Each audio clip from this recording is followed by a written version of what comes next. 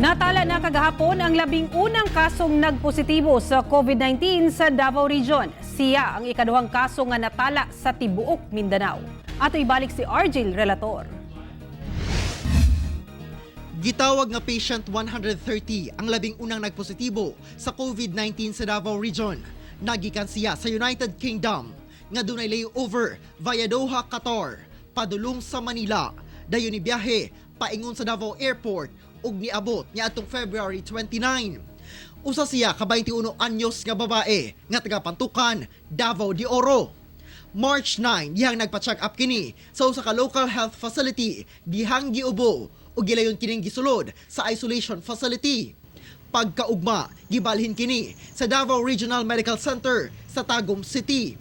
Kagahapon lang nigula ang resulta sa swab samples og nagpositibo kini sa COVID-19. So sa kasamtangan ang atong pasyente karon nag-improve ang iyang condition since the time that she was admitted, no? Nawala na iyang ubo ug sipon ug kalintura.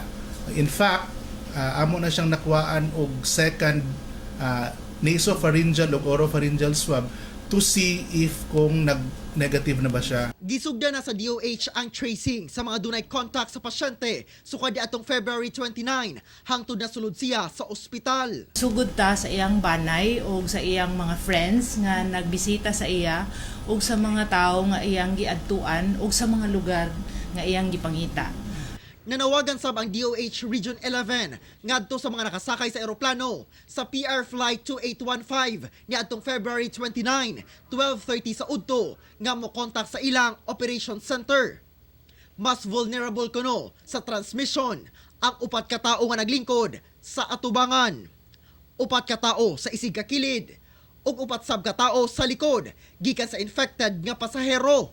I-assess siya, no? Then dalahon sa PY centers. Ako si Argel Relator para sa One Mindanao.